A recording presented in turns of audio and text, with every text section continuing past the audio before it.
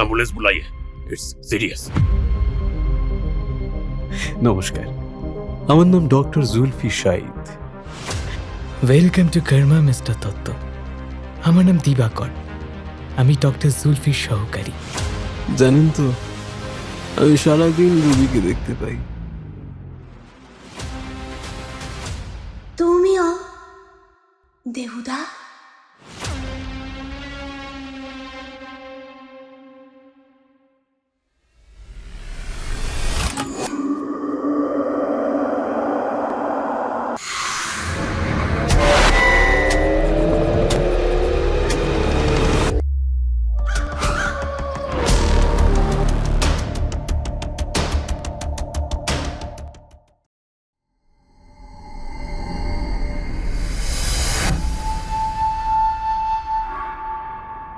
নমস্কার শ্রোতা বন্ধুরা, আপনারা শুনছেন থ্রিলার 10। সকল শ্রোতা বন্ধুকে অনেক অনেক ধন্যবাদ আমাদের চ্যানেলে গল্প শোনার জন্য। এর পাশাপাশি জানাই, ইউটিউব অ্যানালিটিক্স বলছে যত শ্রোতা বন্ধু আমাদের শুনছেন ততজন কিন্তু সাবস্ক্রাইব করছেন না। সকল শ্রোতা বন্ধুর কাছে আমাদের একান্ত অনুরোধ, গল্প ভালো লাগলে গল্প শোনার পরে সাবস্ক্রাইব বাটনটি প্রেস করুন। এবার গল্পে ফেরা যাক। আমাদের আজকের নিবেদন লেখক পথিক মিত্রের গল্প মনে পড়ে রুবি রায়। গল্প পাঠে অভিক। বিভিন্ন চরিত্রে মলয়, কৌশিক, বিশ্বজিৎ, শুভদীপ্ত, অতনু, রুফিনা, হ্যাপি, অস্মিতা, বলাকা, বিশাল ও অর্পিতা। শুরু হচ্ছে আজকের গল্প মনে পড়ে রুবি রায়।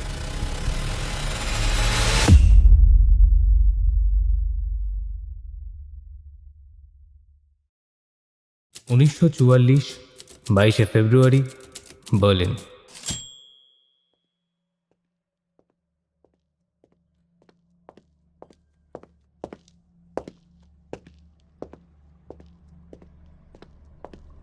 নিজের বেসমেন্টের গোপন ল্যাবে অধৈর্যভাবে পাইচারি করছেন ডক্টর এরিক স্মিড।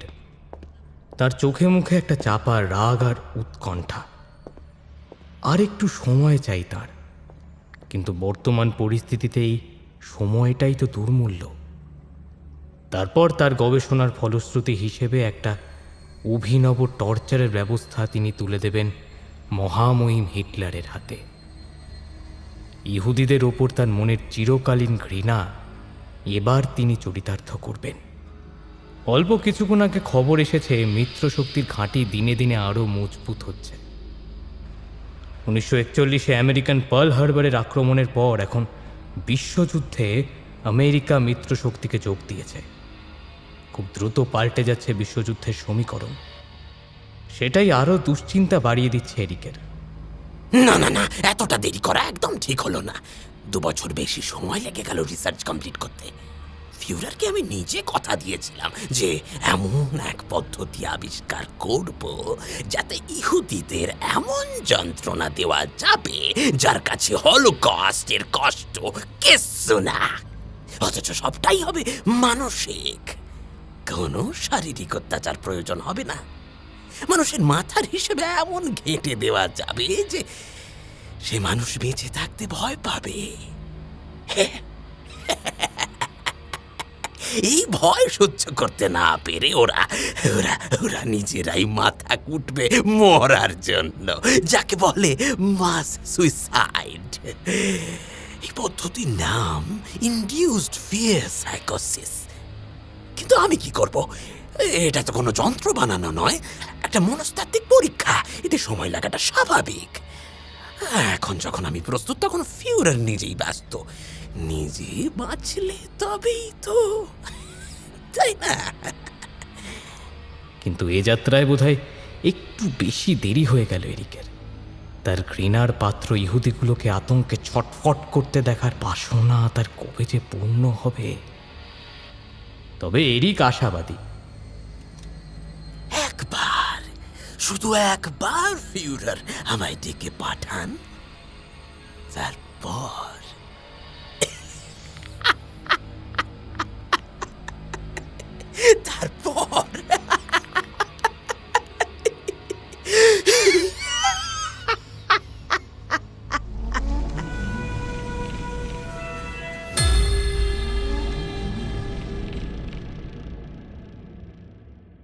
14ই সেপ্টেম্বর 1996, ঝুড়িয়া, রাত 10:30।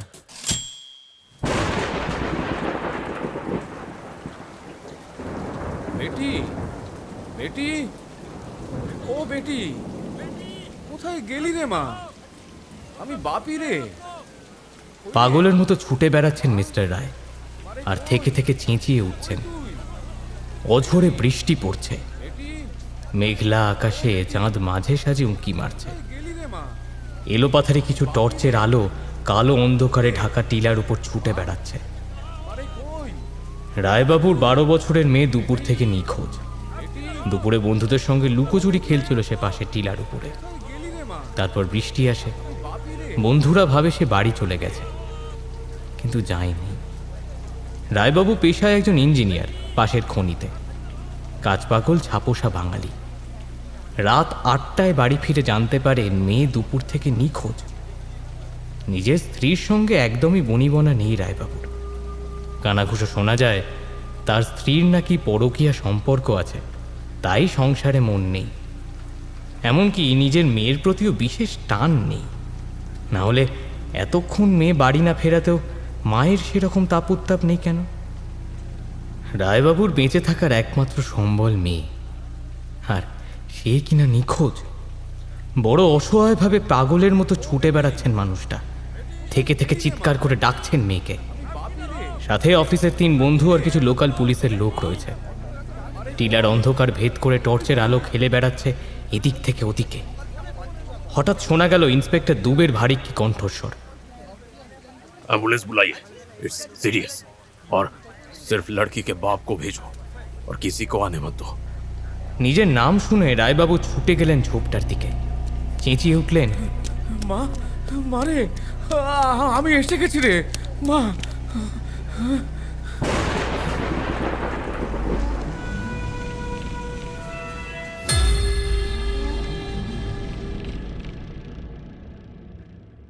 ষোলোই এপ্রিল 2023, কলকাতা থেকে নিকটবর্তী হাইওয়ে, রাত 11:45।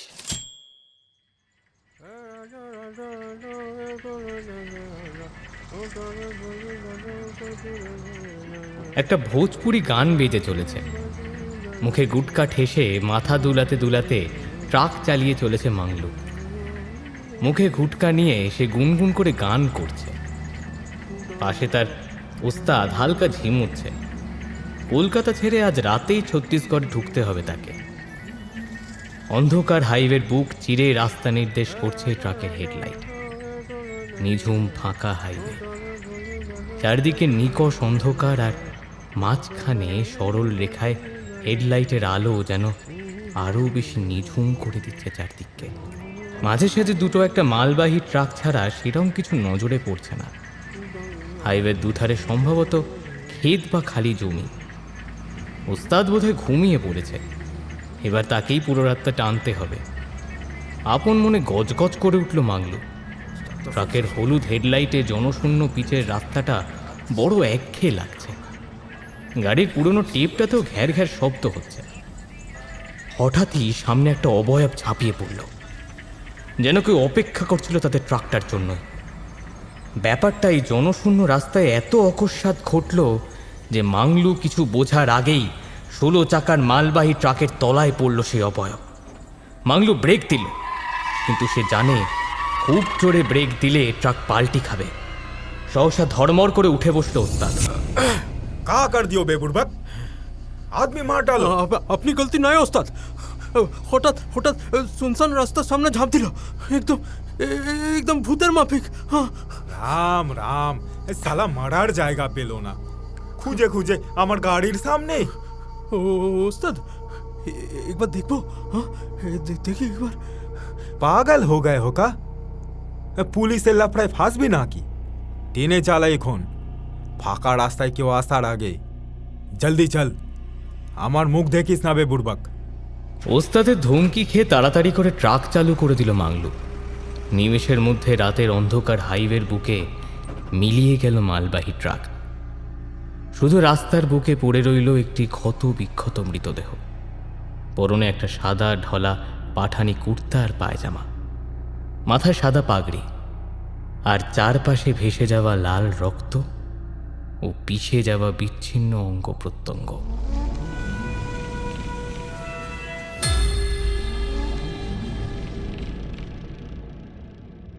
18 এপ্রিল 2023, রাত 11:30।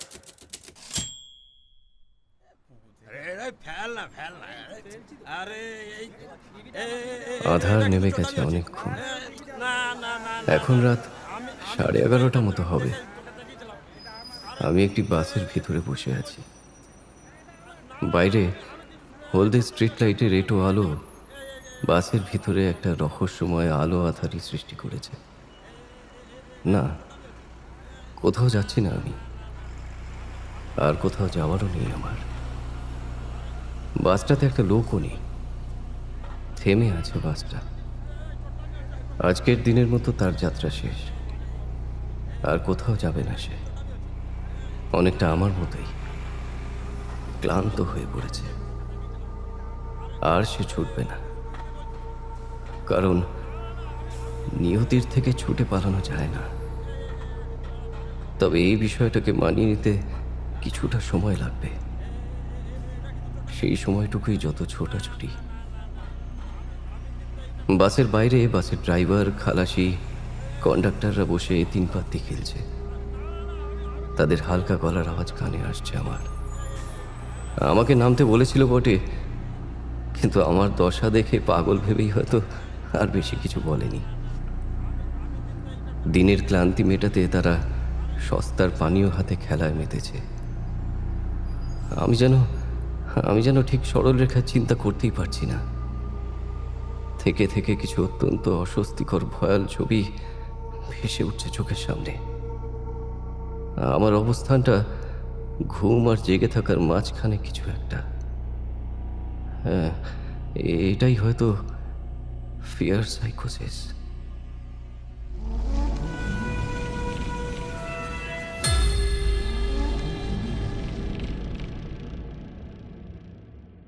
চোদ্দই এপ্রিল 2023, রাতের দিকের কোনো সময়।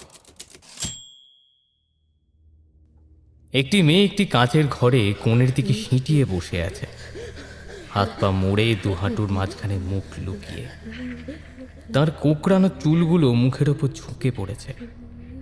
সে থেকে থেকে কেঁপে উঠছে, চোখ দুটি যেন ভয় ঠিকরে বাইরে বেরিয়ে আসছে কোটর থেকে।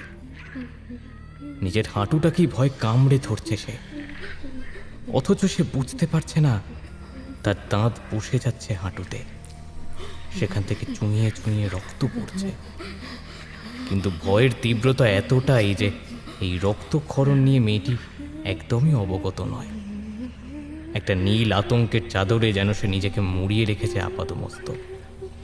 মেঝেতে ভেসে থাকা তরল দেখে বোঝা যাচ্ছে মেয়েটি নিজের জৈবিক ক্রিয়ার উপর সাময়িক নিয়ন্ত্রণ হারিয়েছে, কিন্তু তার কোনো হুঁশ নেই।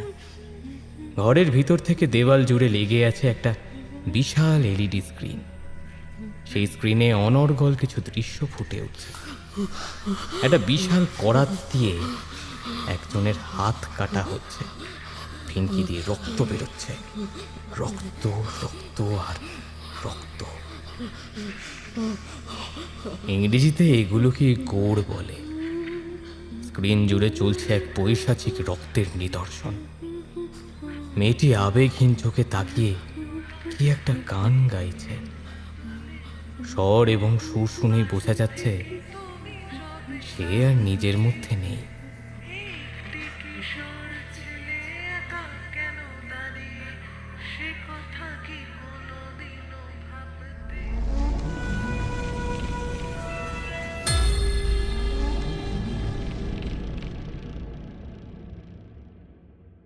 আঠেরোই এপ্রিল 2023, রাত 11:30।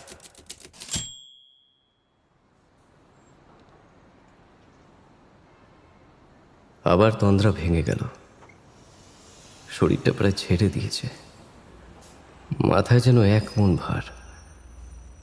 বড় ভ্যাপসা একটা গরম, ঘাম হচ্ছে। কিন্তু তবু আমি লিখছি।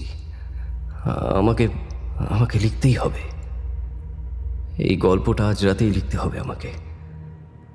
হাতে সময় বা ফোনে চার্জ দুটোই খুব বেশি নেই, তবু আমি লিখছি একরাশ ক্লান্তির সাথে লড়াই করে। না, এই শেষ সময় যদি আমার একটা গল্প কেউ ছাপে আর লোকে সেটা পড়ে আমাকে মনে রাখে, অন্তত একটা স্বপ্ন যদি পূরণ হয়। কিন্তু এই বিক্ষিপ্ত চিন্তাগুলো আর আমাকে লিখতে দেবে না। আমি চাইছি না এসব ভাবতে, কিন্তু এই ভাবনাগুলোর ওপর আমার যেন ন্যূনতম নিয়ন্ত্রণ নেই। ভাবনাগুলো যেন অতি সন্তর্পণে কেউ আমার মাথায় পুঁতে দিয়েছে। হাজার চাইলেও এদের থেকে আমি পালাতে পারবো না। দল বেঁধে যেন আমাকে তাড়া করে বেড়াচ্ছে এই চিন্তাগুলো।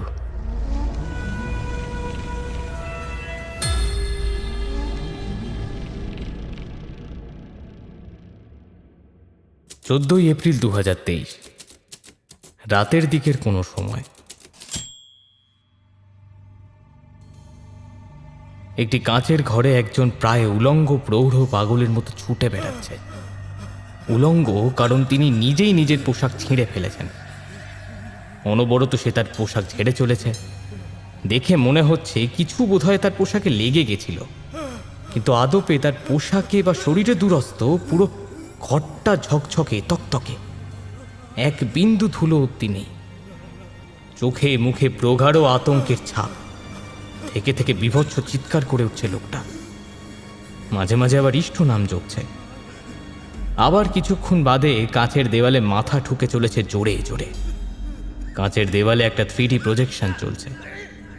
অসংখ্য মাকড়সা হেঁটে বেড়াচ্ছে ঘর জুড়ে। লোকটা একেবারেই বুঝতে পারছে না যে এগুলো আসল প্রাণী নয়। সে নিজের চটি নিয়ে অনবরত ব্যস্ত হয়ে পড়েছে সেই মাকড়সাদের মারতে। থেকে থেকে ভয়াল হৃদয় বিদারক চিৎকার ভেসে আসছে ঘর থেকে। অথচ এই কাঁচের ঘরের বাইরে দাঁড়িয়ে একজন সেই নরকের ছবি তুলছে ক্রমাগত।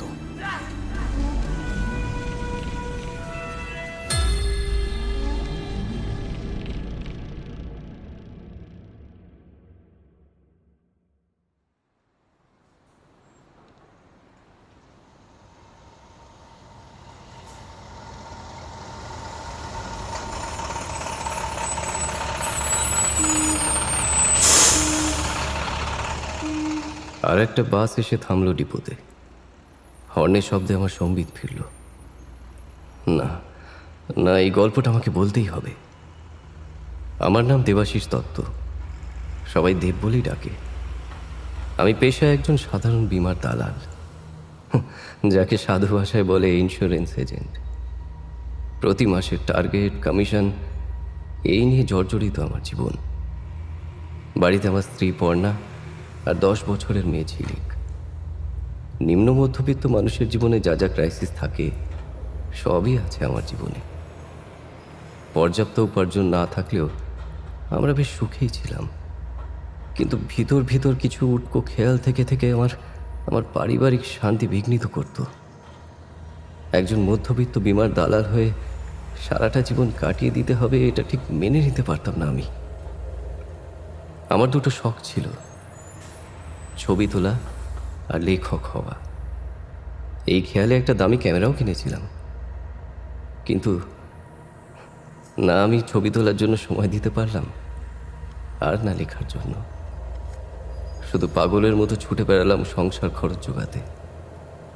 রোজ বসের গালাগাল খেয়ে আর কি সাহিত্য করব বলুন তো? তারপর আজকাল প্রকাশকরা নতুন ব্যবসা ফেঁদেছেন, ফেলুন 1000 কোটি, আপনার বই ছাপা হবে। আমি এইভাবে লেখক হতে চাই না। আর দ্বিতীয় কারণ, আমার গল্পে সমাজ আছে, তার নিজস্ব গল্প আছে। ভূত, তান্ত্রিক, গোয়েন্দা, খুন এইসব নেই। আর প্রকাশকদের তো এইসবই চাই। অগত্যা আমার লেখাগুলো প্রকাশকদের ডাস্টবিনে স্থান পায়। তবে এবারের গল্পটা অন্য। এতে সব আছে, কারণ এতে জীবন আছে, মৃত্যু আছে। যা চার্জ আছে তাতে এই গল্পটা শেষ করে মেল করতে হবে। জানি না গুছিয়ে লিখতে পারবো কিনা, কিন্তু গত 1 সপ্তাহে যা যা হয়েছে আমার সাথে, সেটা যেভাবেই বলি না কেন তাতে তার রোমহর্ষকতা কমবে না। আর এখন গুছিয়ে ক্রোনোলজি মেনে লেখার মতো সময় বা মানসিক অবস্থা দুটোর একটা আমার নেই। নিয়তি আমাদের পিছু নিয়েছে। এখন মৃত্যু আসলে মুক্তি, বেঁচে থাকাটাই শাস্তি। আজ সকালের কাগজে টলিপাড়ার এক মডেলের ড্রাগ ওভারডোজের মৃত্যুর খবরটা আমার চোখ এড়ায়নি। ডায়মন্ড হারবারের কাছে হাইওয়েতে একজন দেহাতি পুরুষ ট্রাকের তলায় ঝাঁপ দিয়ে সুইসাইড করেছে। আমাকেও যেতে হবে, শুধু সময়ের অপেক্ষা। বাইরের রাস্তার হলদে স্ট্রিট লাইটটা দপদপ করছে বেশ কিছুক্ষণ ধরে। হয়তো সে আসছে। এই দেখুন, সে আসবে কি করে? সে তো আমাদের সঙ্গেই আছে। বড় মনে পড়ছে পর্ণা আর ঝিলিকের কথা। ওদের হয়তো আর দেখতে পাবো না, কিন্তু আমার একটা বড় অঙ্কের অ্যাক্সিডেন্টের বীমা আছে, তাতে হয়তো কিছুটা সুবিধা হবে ওদের। আমার মতো একজন হেরে যাওয়া মানুষের থেকে আর কি বা পেতে পারে ওরা? না না, এবার আমাকে গল্পটা বলতে হবে। গত মাসে আমার ডিএসএলআর ক্যামেরাটি বিক্রি করতে বাধ্য হয়েছি। নিজেকে বারবার বুঝিয়েছি, ছাপোষা মধ্যবিত্ত বাঙালির আবার হাতি পোষার শখ। কিন্তু ওটা হাতছাড়া হওয়ার পর থেকেই যেন মনটা কেমন করছে। এর মধ্যেই অফিসের বস সিধুদা একটা মোক্ষম টোপ দিলেন। একটা মোটা অঙ্কের বীমা বেচতে হবে, বেচতে পারলে প্রায় 2 লাখের কমিশন। আমার ক্লায়েন্টদের মধ্যে কারোর এত কোমরের জোর নেই, কাজেই সিধুদার ভাষায় think out of the box. আমাদের টিমের সবাই লেগে পড়েছে। আমি সেই অর্থে খেলায় নামিনি। কেই বা আছে আমার? বড়লোক আত্মীয় থাকলে আজ এই দশা হতো। আমি মামার বাড়িতে মানুষ হওয়া অনাথ ছেলে। আমার 5 বছর বয়সে মা বাবা একটা অ্যাক্সিডেন্টে মারা যায়। সেই থেকে রানাঘাটে মামার বাড়িতে মানুষ।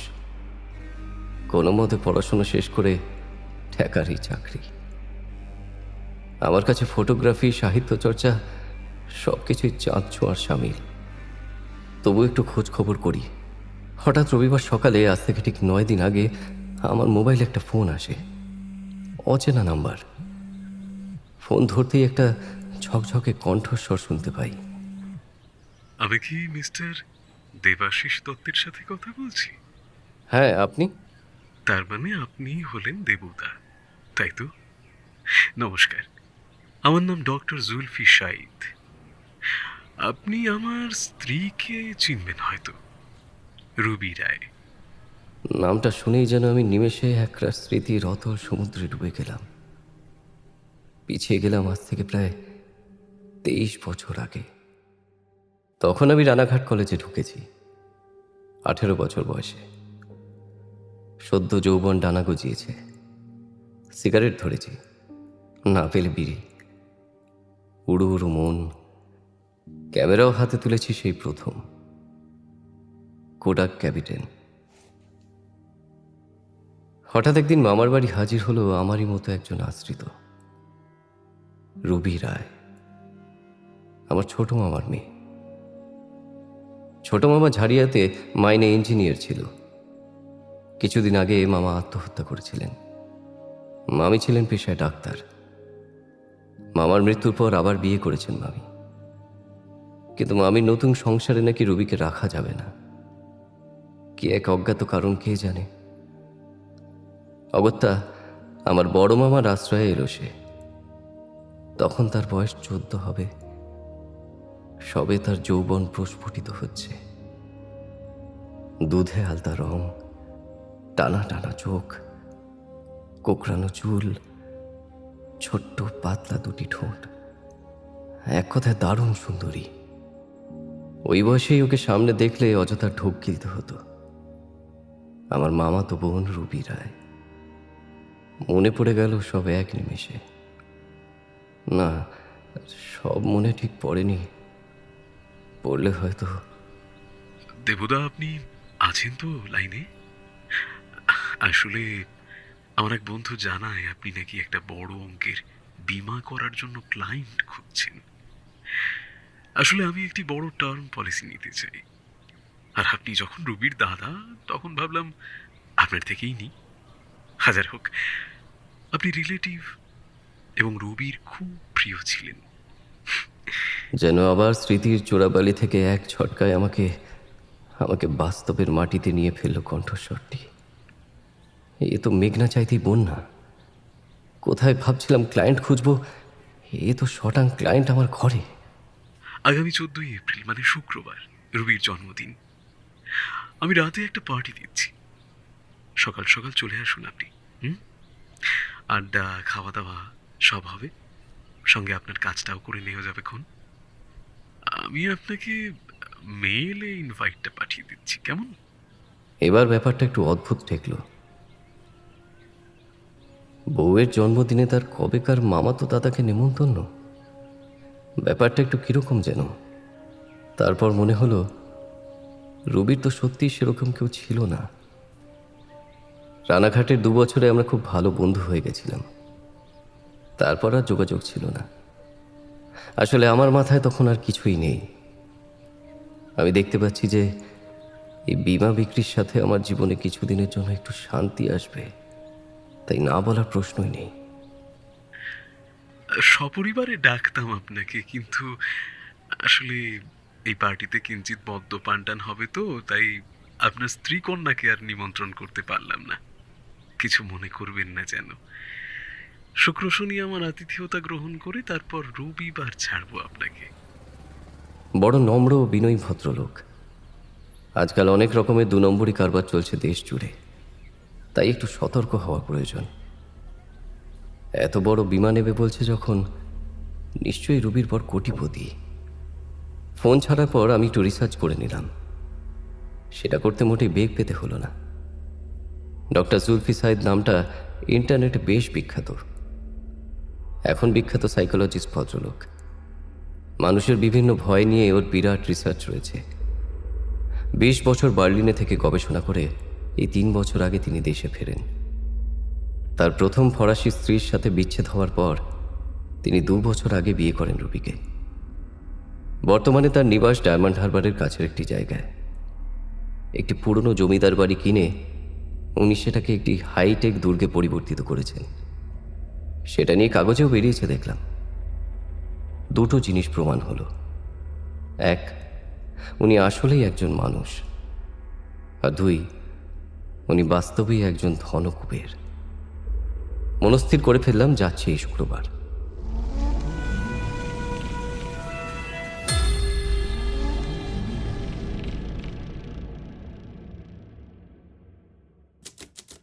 এপ্রিল 2023। কথা মতো ভোর ভোর তৈরি হয়ে গেলাম। ঠিক সকাল 9টায় ড্রাইভার সহ একটি কালো হন্ডা সিটি গাড়ি এসে পৌঁছালো আমার বাড়ির সামনে। তৈরি হয়ে ব্যাগ নিয়ে উঠে বসলাম। Hello sir, good morning. बैठिए बैठिए। ড্রাইভার হাসি মুখে আমাকে অভিবাদন করে গাড়ি চালাতে শুরু করলো। ঘন্টা 2 রাস্তা। গাড়িতে বসেই রুবির কথা খুব মনে পড়তে লাগলো। কি সুন্দরী না ছিল রুবি। আর মুশকিল ছিল যে ও নিজে জানতো ওকে নিয়ে সব ছেলেরা মাতামাতি করে। বয়সের যা ধর্ম আর কি। আর সেসব দেখে আমার মনে হতো রুবি উস্কানি দিত সেই সব ছেলেদের।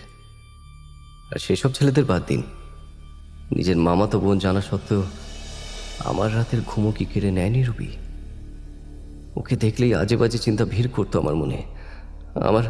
আমার খালি মনে হতো ও সব বুঝে যাচ্ছে, ও বড় একা ছিল। বড় মামিমা আসলে বাড়িতে এত আশ্রিত মানুষ পছন্দ করতেন না।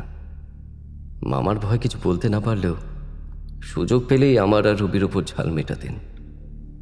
তাই আমি আর রুবি খুব ভালো বন্ধু হয়ে গেছিলাম।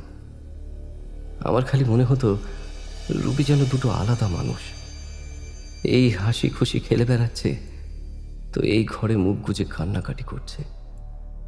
কিন্তু পাড়ায় বা স্কুলে রুবির ফ্যানের অভাব ছিল না। আর ওর দাদা হওয়া সুবাদে ওর কাছে চিঠি পৌঁছে দেবো বলে কত ছেলের কাছ থেকে আইসক্রিম, আলু কাবলি, সিগারেট খেয়েছি, তারই হত্যা নেই। একবার তো মামা ধরে ফেলেছিলেন আমায়। আর তারপর উঠোনে সবার সামনে দাঁড় করিয়ে হাওয়ায় চটি দিয়ে পিটিয়েছিলেন আমায়। কথাটা মনে আসতেই দাঁতে দাঁত চেপে গেল আমার, আর সেই সঙ্গে তন্দ্রাটাও ভেঙে গেল। দেখলাম প্রায় পৌঁছে গেছি। মার্বেলের তৈরি প্রায় 4 বিঘে জমির উপর একটা বিরাট মহল। বাড়িটির নাম হলো কর্মা। চারিদিকে প্রায় 10 ফুট উঁচু পাঁচিল দিয়ে এই বাড়িটাকে আধুনিক দুর্গ বললে ভুল হবে না। পুরো পাঁচিল জুড়ে এবং বাড়ির সর্বত্র রয়েছে সিসিটিভি ক্যামেরার কড়া নজরদারি। গেটের সামনে ঠিক 2 বার হর্ন বাজাতেই নিজে থেকেই খুলে গেল অটোমেটেড দরজা। বাড়ির সামনে রাস্তার দুধারে মসৃণ সবুজ ঘাসের লন, আর পাশেই একটা দারুণ রঙিন বাহারি ফুলের বাগান। লনের ঠিক মাঝখানে একটা ফোয়ারা, আর তার পাশেই একটা মার্বেলের মূর্তি। মূর্তিটা সম্ভবত এখনই বানানো হয়েছে। এক মনে একজন কারিগর পালিশ করছে মূর্তিটাকে। গাড়ি বারান্দার শেষে গাড়ি থামতেই একজন কালো পাঞ্জাবি পাজামা পরা সুপুরুষ এসে দরজাটা খুলে দিল। একগাল হাসি নিয়ে আমার সাথে হাত মিলিয়ে বলল, welcome to Karma mister Dutta. আমার নাম দিবাকর, আমি ডক্টর জুলফির সহকারী। আশা করি আসতে কোনো অসুবিধা হয়নি। রোজ কলকাতার ভিড় বাসে ঠাসাঠাসি করে যাওয়া মানুষের নাকি এসি গাড়িতে এসে অসুবিধা হবে ভেবে নিজেরই খানিক হাসি পেল। আমার ব্যাগটা ড্রাইভারের হাতে দিয়ে চারিদিকে ঘুরে দেখলাম। ইলাহি কারবার। বাড়িটাতে পুরো সাজো সাজো রব। বউয়ের জন্মদিনেই যে আয়োজন করেছেন ভদ্রলোক। ভেবে কিছুটা ঈর্ষাকাতর হয়ে পড়লেও পর মুহূর্তে মনে পড়ল উনি আমাকে সাহায্য করছেন। আমি হাঁটতে হাঁটতে মূর্তিটির সামনে গেলাম। মানতেই হবে, যিনি কারিগর তার হাতে জাদু আছে। কি নিখুঁত বানিয়েছে মূর্তিটা। কিন্তু কিসের মূর্তি এটা? কোনো এক দেবীর মূর্তি। কোঁকড়ানো চুল ঢেকে রেখেছে স্তনবৃন্ত। একটি হাত উঁচিয়ে রাখা, হাতে একটি তলোয়ার, অন্য হাতে মশাল, পিঠে 2টি পাখনা, সারা গায়ে পেঁচিয়ে আছে একটা সাপ, মুখে একটু অদ্ভুত হিংস্রতা। মূর্তিটা দেখলেই কিরকম একটা অস্বস্তি হতে লাগলো আমার। বাগানে মার্বেলের পরীর মূর্তি বড় লোকেরা বসেই থাকে, কিন্তু এটা কিরকম অদ্ভুত পরী। আমার মুখের ভাবটা যেন বুঝে নিয়েই হালকা হেসে দিবাকর বলল, এটা গ্রিক দেবী নেমেসিসের মূর্তি স্যার। প্রতিশোধের দেবী উনি। আসলে আমাদের স্যার গ্রিক মিথোলজি নিয়ে একটু বেশি ইন্টারেস্টেড, তাই আর কি। কেমন লাগছে মূর্তিটা স্যার? স্প্লেন্ডেড। তাহলে শিল্পীর সঙ্গে আপনার পরিচয়টা করিয়ে দিই। উনি বিখ্যাত ভাস্কর বিহারের ভগবান সিং ভঙ্গি। দিবাকর আঙুল দিয়ে নির্দেশ করল এক দীর্ঘকার মানুষের দিকে। লোকটা এক মনে পালিশ করছিল। দিবাকরের কথা শুনে আমার দিকে ঘুরে মাথার উপর 2 হাত তুলে একবার নমস্কার করে আবার কাজে মন দিল। প্রায় 6 ফুটের উপর লম্বা, পরনে সাদা ঢোলা পাঞ্জাবি পাজামা, গলায় গামছা, মুখে কাঁচা পাকা দাড়ি, আর মাথায় একটা পাগড়ি। আরে দেবুদা না? পিছন থেকে একটা ডাক শুনে সহসা ঘুরে তাকালাম। একটি বেঁটে মোটা লোক আচমকা ছুটে এসে আমার দিকে এগিয়ে এসে কোলাকুলি করলো। মাথায় একটা চকচকে টাক, পরনে একটা রংচঙে ফ্লোরাল শার্ট আর কালো প্যান্ট, চোখে কালো চশমা, আর গলায় সোনার চেন। আমি যদিও একদম চিনতে পারলাম না। আমার মুখের হাবভাব দেখে লোকটা বেশ উত্তেজিত স্বরে বলল, গুরু, চিনতে পারলে না নাকি আমাকে? আমি লোকেশ, দাদা রুবির কলেজের বন্ধু। মনে পড়ে তোমার?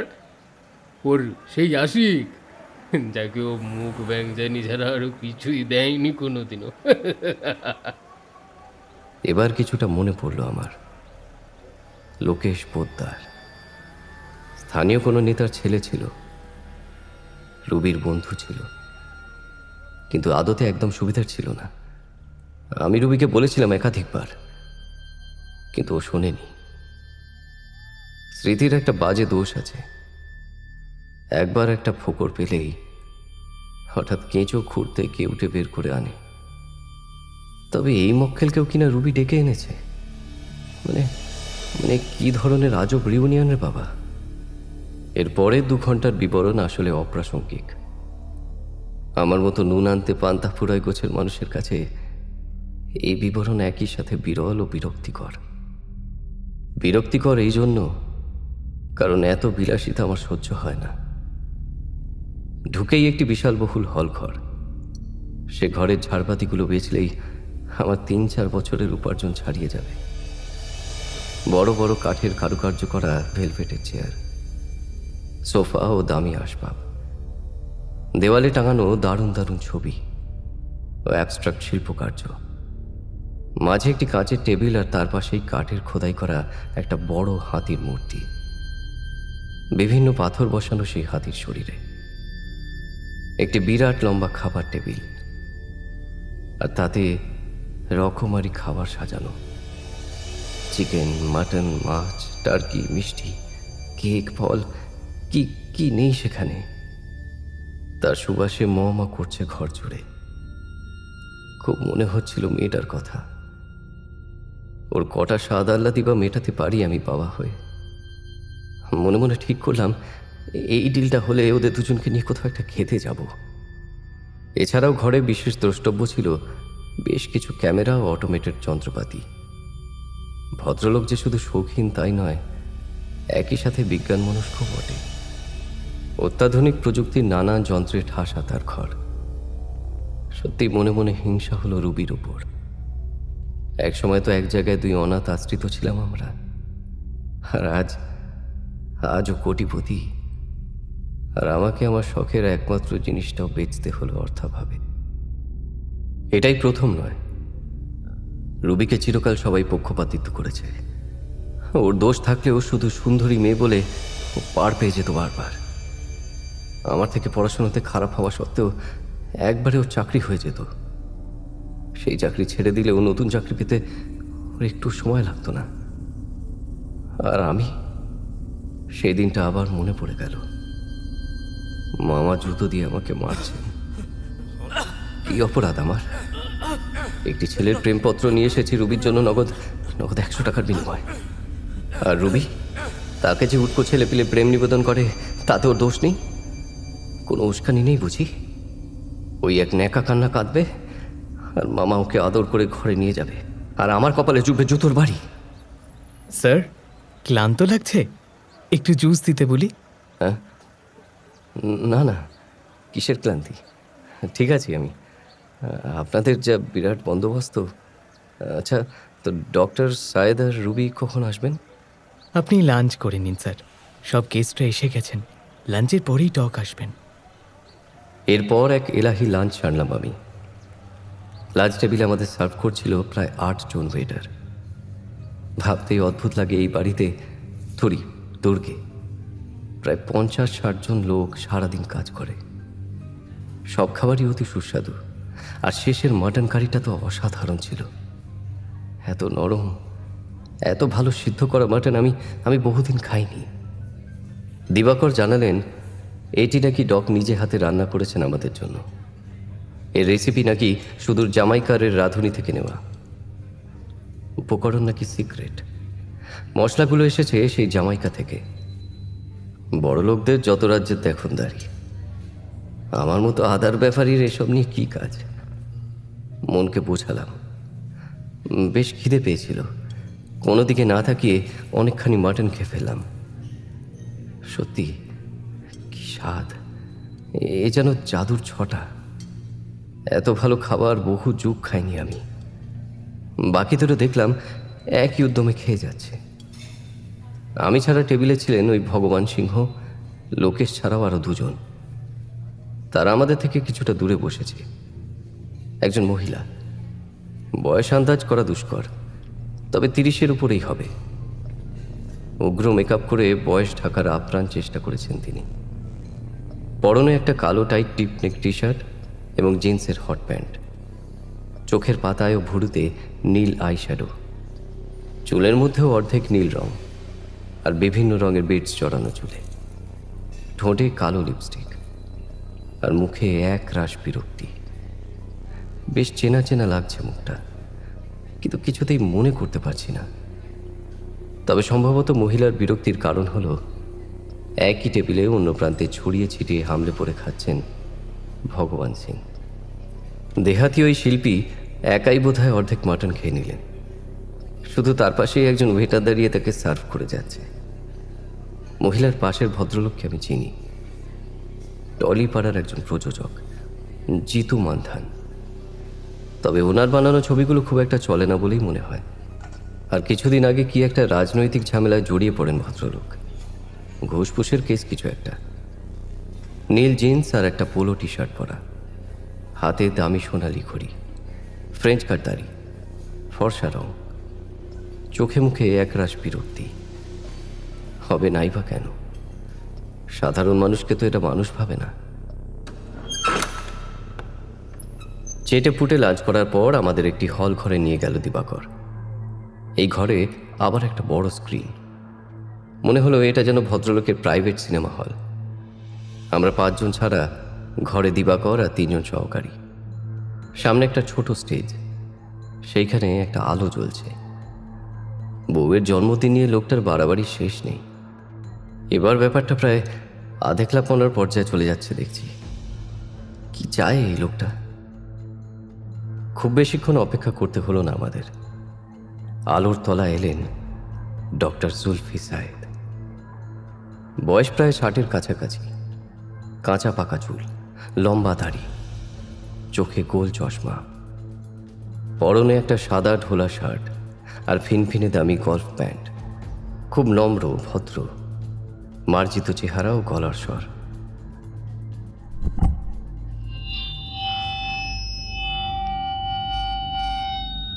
আমার একটু দেরি হয়ে গেল, তার জন্য দয়া করে মার্জনা করবেন। আপনারা আমার অতিথি আর আমার স্ত্রী রুবির জীবনে খুব বিশেষ। তাই আপনারা যে আমার আমন্ত্রণ গ্রহণ করেছেন, আমি চিরকৃতজ্ঞ আপনাদের কাছে। ভদ্রলোক একটু থেমে জল খেলেন, তারপর আবার বলতে শুরু করলেন। ঘরে একমাত্র আলো ভদ্রলোকের ওপর, বাকি পুরো ঘর অন্ধকার। আচ্ছা, পরিচয় পর্বটা সেরে ফেলা যাক আগে। সবার আগে শ্রী ভগবান সিংভঙ্গী, একজন ক্ষণজন্ম ভাস্কর্য শিল্পী। ওনার কাজ দেশের রাষ্ট্রপতিকে অবধি মুগ্ধ করেছে। ওনার জীবন শুরু ঝরিয়াতে, আবার সেখানেই রুবির ছোটবেলা কেটেছে। রুবির গ্রিক মিথোলজি নিয়ে খুব আগ্রহ, তাই ওনার দ্বারা নির্মিত এই নেমেসিসের মূর্তি আমি রুবিকে উপহার দিতে চাই। ওনাকে অসংখ্য ধন্যবাদ। দিবাকর, ওনার পারিশ্রমিক বাবদ যে 5 লাখ টাকা দেওয়ার, সেটা ওনাকে দিয়ে দিন প্লিজ। তবে এছাড়াও ওনার একটা পরিচয় আছে, সেখানে পরে আসবো। আবার থামল জুলফি। এরপর বাকিদের পরিচয় পর্ব ঘটল। আমি রুবির অতি প্রিয় দাদা ও বন্ধু। আমার কাছ থেকে 20 কোটি টাকার বীমা কিনবেন তিনি। কাগজপত্রগুলো দিবাকর নিয়ে এলো। লোকেশ কলেজের সহপাঠী ও প্রিয় বন্ধু। ওর ব্যবসার জন্য নাকি ইনভেস্ট করছেন জুলফি। মার্গো বা মার্গারেট গোমস হলো একজন মডেল এবং মডেলিং সংস্থার কর্ণধার। সেক্সি মি নামক একটি স্যালন খোলার লগ্নি করছেন জুলফি।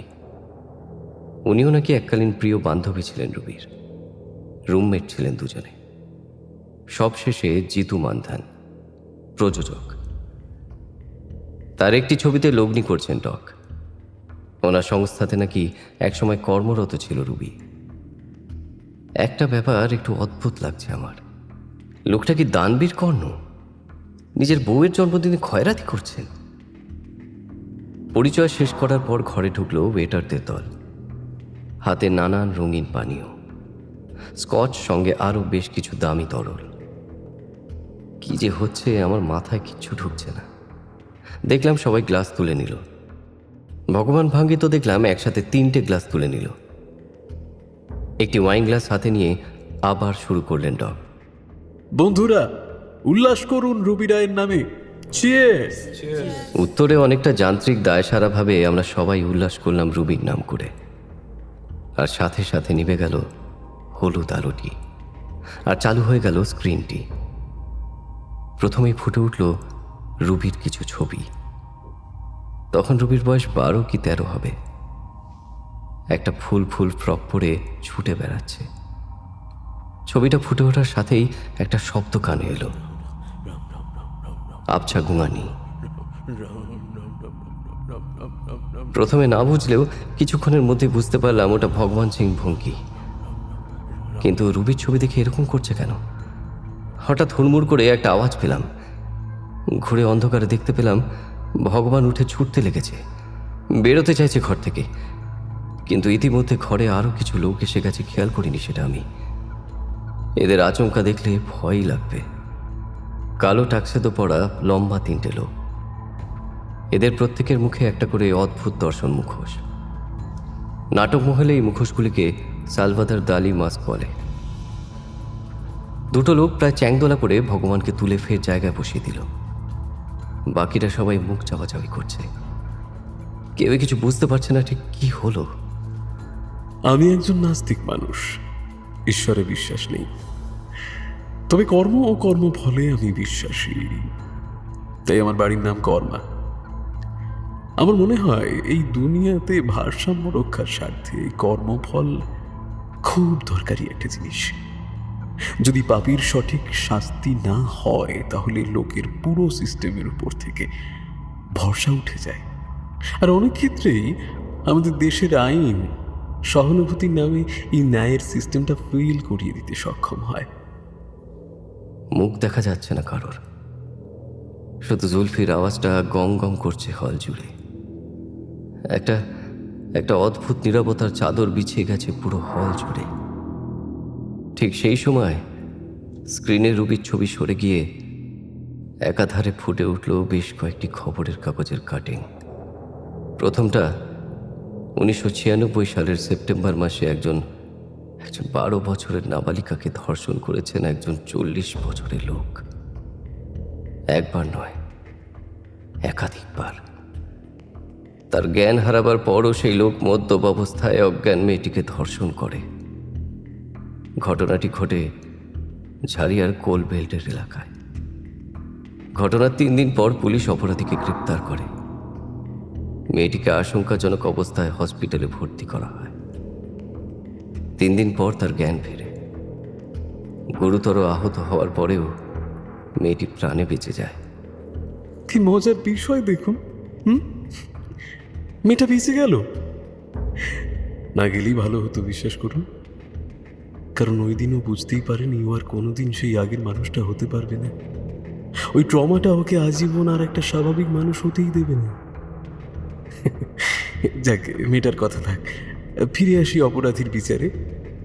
তার বিচার হলো, ফাঁসি হলো না, কিন্তু যাবজ্জীবন হলো। মানে ওই 14 বছর। কি মজা না? 40 বছর বয়সের বিবাহিত পুরুষ ভরা সংসার ছেড়ে 14 বছর জেল ভ্যাকেশন পালন করতে গেল। আর জেলে গিয়ে সে একাধারে হলো সাধু ও শিল্পী। সাক্ষাৎ মাইকেল অ্যাঞ্জেলো ভর করলো তার উপরে। মানে আগেই সেটা পেশা ছিল তার। নির্মাণ করলো রাষ্ট্রপতির দারুণ এক মূর্তি। ব্যবহারের জন্য ও শিল্পের প্রতি এই দারুণ অবদানের জন্য 2007 সালে 15ই অগস্ট তার সাজা কমিয়ে তাকে মুক্তি দেওয়া হয়। কি মজা! 49 বছর বয়সে আবার সে জীবনের মূল স্রোতে ফেরে। ততদিনে স্ত্রী গত হওয়ার জন্য আবার বিয়েও করে ফেলে।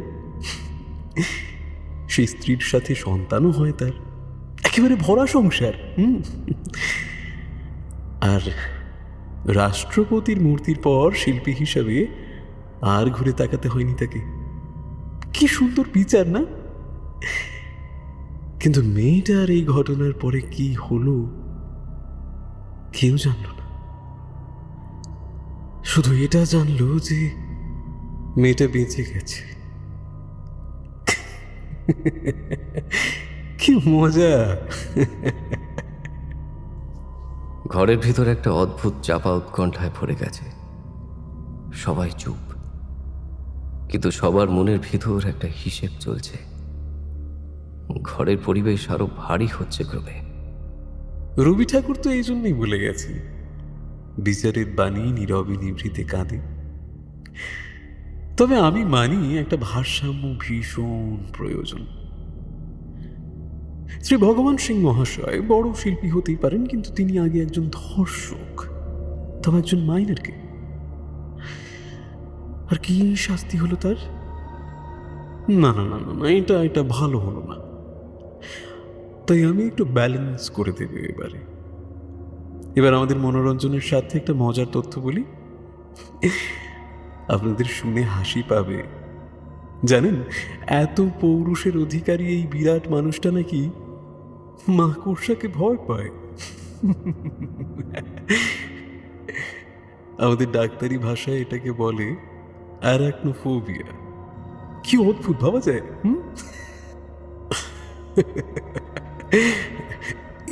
তোমরা তোমরা দাঁড়িয়ে কেন? বলার সাথে সাথে একটা ভয়ানক অস্বস্তিকর সুর বেঁচে উঠল, আর দুজন মুখোশধারী এসে ভঙ্গিকে ধরে নিয়ে গেল। অদ্ভুত বিষয় হলো, এখন কেমন একটা ঝিমিয়ে পড়েছে লোকটা, জোরালো কোনো প্রতিবাদও করতে পারছে না। ওরা বেরিয়ে যাওয়ার পর দরজা আবার বন্ধ হয়ে গেল। আবার জ্বলে উঠল প্রজেক্টর, ভেসে উঠল আরেকটি ছবি। বিরক্তিকর সেই সুর বন্ধ হলো সেই সাথে।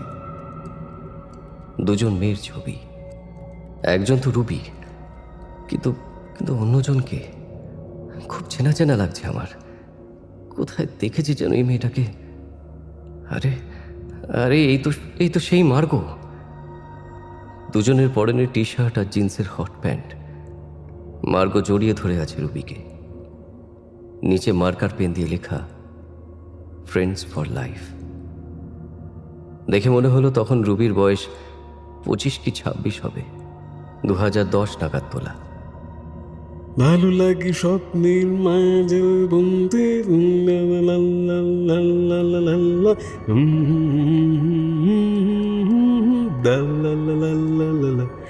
বন্ধু। আমি একটু নাটকে, ক্ষমা করবেন। আপনারা নিশ্চয়ই এতক্ষণে বুঝতে পেরেছেন যে এখানে আমাদের নিছক নিমন্ত্রণ খেতে ডাকা হয়নি। যাকে সেসব কথা থাক, তবে আপনাদের গায়ে একটা ছোঁচ অব্দি ছোঁয়ানো হবে না, বিশ্বাস করুন। আমি কথা দিলাম, হাজার হোক আপনারা আমার অতিথি, আমার হোস্ট। জুলফি বলে চলল, আর সেই সঙ্গে একাধিক ছবি ফুটে উঠতে থাকলো মার্গো আর রুবির। অন্ধকারে মুখ দেখা যাচ্ছে না কারোর, কিন্তু আমি নিশ্চিত এই শীততাপ নিয়ন্ত্রিত ঘরেও আমরা সবাই ঘামছি।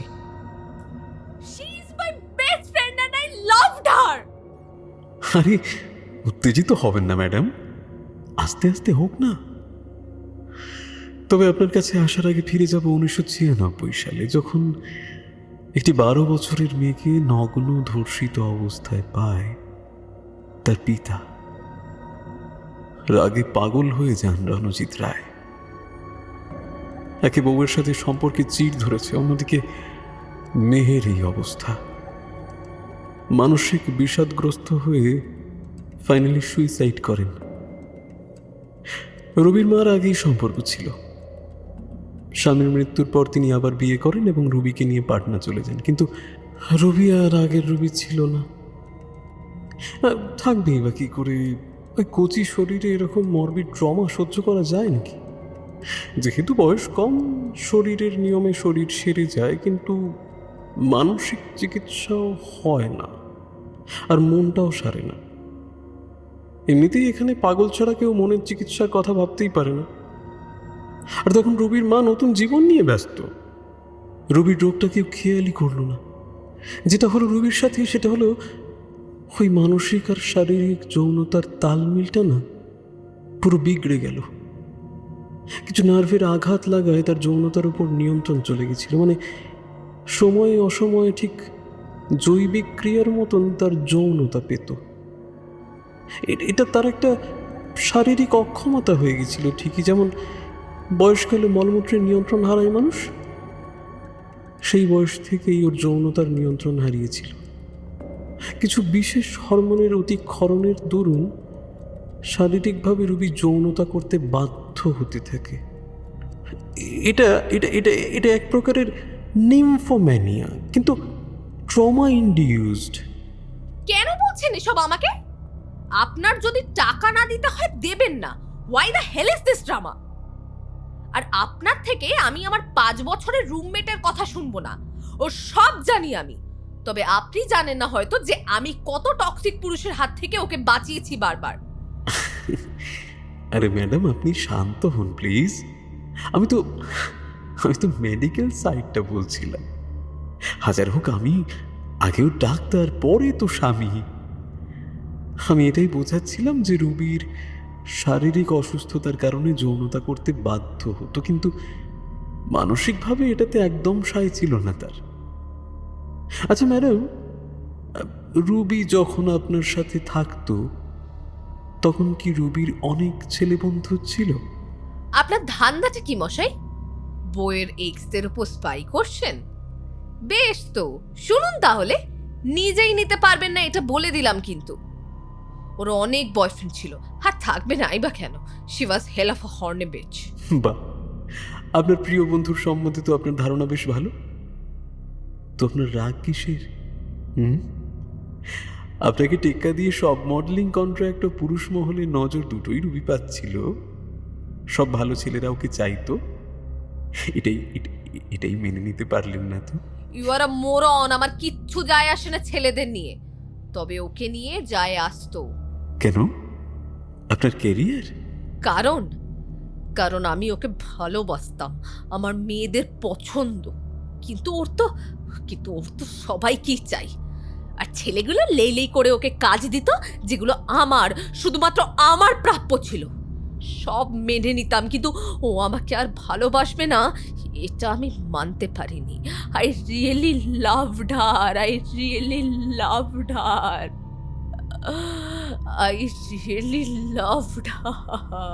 কিছু সময়ের ভয়ানক অস্বস্তিকর নীরবতা, শুধু মার্কোর হালকা নাক টেনে কাঁদার আওয়াজ।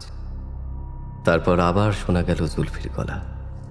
জামিগো, সার্কাস 6, মল্টার, ভিসুভিয়াস, নামগুলো নিশ্চয়ই খুব চেনা আপনার। এই ড্রাগগুলো কলকাতাতে শুধু একটা ক্লাবেই আসতো, আর আপনি নিজের পকেটের পয়সা খরচ করে এই নিষিদ্ধ ড্রাগের নেশা ধরালেন রুবিকে, যাতে ওর অলরেডি এক্সিস্টিং মেডিকেল কন্ডিশনটা আরও খারাপ হতে শুরু করে। আস্তে আস্তে ফেরার সব রাস্তা বন্ধ হয় রুবির। আপনার পথের কাঁটা রুবি স্টার মডেল থেকে সোজা রিহাবে চলে যায়। কি মজা না? কিউট। ওর অবস্থার জন্য আমি না, এই লোকটা জিতু মান্ধান দায়ী। হ্যাঁ দায়ী, ওই দায়ী। ম্যাডাম শান্ত হন। সবার সুযোগ আসবে। এই বাড়ির নাম কর্মা। আমি আগেই বলেছিলাম, এখানে আমার কাজটাই হলো ভারসাম্য রক্ষা করা। কেউ খালি হাতে ফিরবে না। আপনি রুবির নার্ভাস সিস্টেমটাকে একটা ইরেকভারেবল ড্যামেজ করে দিয়েছিলেন ম্যাডাম। আচ্ছা, আপনাদের কি রক্তে খুব ভয়? এই কি চান আপনি? Please call Ruby. আমি জানি ও এসব চায় না। একবার ওকে ডাকুন। আপনি তো জানেন ওর রেডি হতে কত সময় লাগে। ও তৈরি হচ্ছে, ঠিক সময় আপনাদের সামনে আসবে। আর এই অংশটা বিশ্বাস করুন খুব একটা ভালো লাগবে না। যাক প্রসঙ্গে ফেরা যাক তাহলে। আসলে আপনি যখন মডেল হিসেবে ফেল করলেন, আপনি হয়ে গেলেন কলকাতার একজন হাই প্রোফাইল ড্রাগ ডিলার। আর শুধু হিংসা চরিতার্থ করতে আপনি রুবিকে... ভুল করেছিলাম আমি। মাথা ঠিক ছিল না। শুধু রুবিকে পাওয়ার জন্য ওকে একের পর এক কন্ট্রাক্ট দিতে থাকে লোকে, আর আমার এতদিনের লড়াইটাই মিথ্যে হয়ে যায়। তাই রাগের মাথায়, বিশ্বাস করুন, আমি ভাবতেই পারিনি যে ওই রকম একজন অ্যাডিক্ট হয়ে যাবে। আপনি শান্ত হন ম্যাডাম।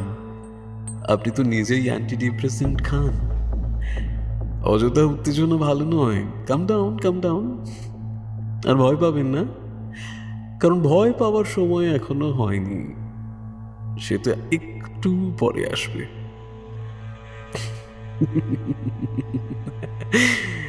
তো আমি বলছিলাম ভারসাম্যের কথা। আপনার সাজা হলে ভারসাম্য বিঘ্নিত হবে না। কিছুক্ষণ আগে আপনাকে যে ড্রিঙ্কটা দিয়েছিল তাতে ভার্কলিন বলে একটা ড্রাগ ছিল। এটাকে ডার্ক ওয়েবে ফিয়ার ইন্ডিউসিং ড্রাগ বলা হয়। এটা রাশিয়াতে কেজিবি ব্যবহার করত গোপনে তাদের যুদ্ধবন্দীদের উপরে একটু ভয় দেখানোর জন্য।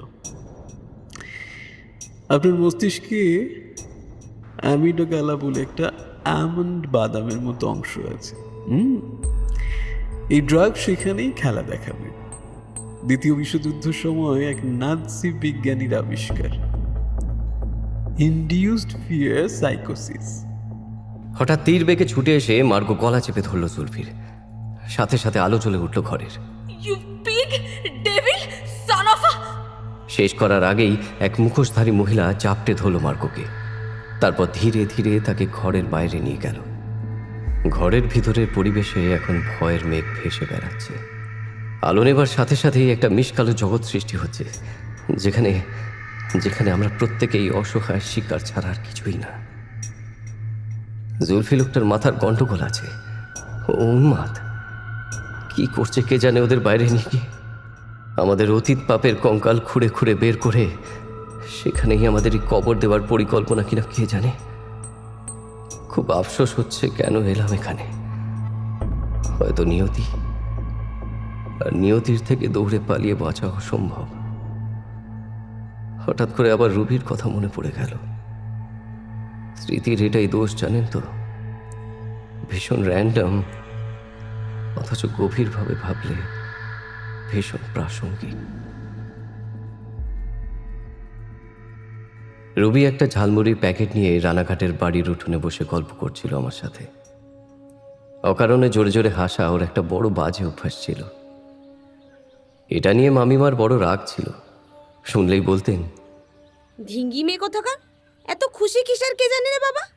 বাপটাকে খেলি, মা খেদালো, নাক কাটলো সবার, এখন আমার সংসার খেতে এসছে।